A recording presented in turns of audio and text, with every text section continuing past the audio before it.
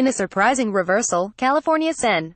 Dianne Feinstein announced Thursday that she will not vote for an end-of-year spending bill that does not include protections for people brought to the country illegally as children as well as funding for a children's health insurance program. It's absolutely unconscionable that Republicans are leaving these items out of their bill to fund the government, she said in a statement Thursday.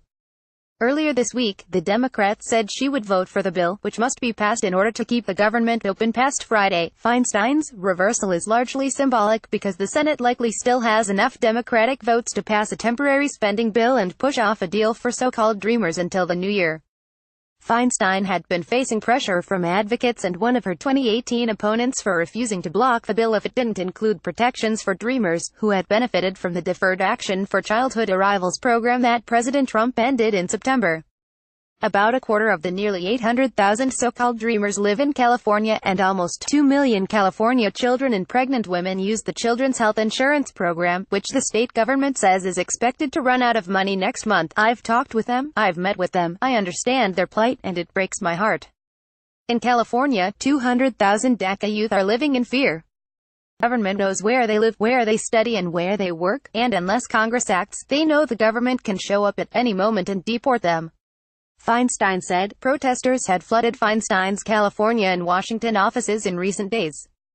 Some on the left in California have questioned whether Feinstein is too moderate for a state that feels it's under attack by the new administration. Her most prominent 2018 opponent, Democratic State Senate Leader Kevin DeLeon, has tried to capitalize on her reluctance to block the spending bill. An Institute of Governmental Studies at UC Berkeley poll released Thursday found Feinstein leading DeLeon 41% to 27% among likely voters, with 32% of respondents saying they were undecided or would support another candidate.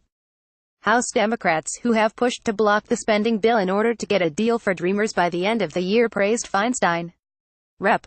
Nanette Berrigan of San Pedro, whose cousin is among the dreamers anxiously waiting a resolution, said she spoke twice with Feinstein on Thursday morning. It was a really good conversation, and to see her take a stand and say, "I'm with you guys," is great to see, Berrigan said.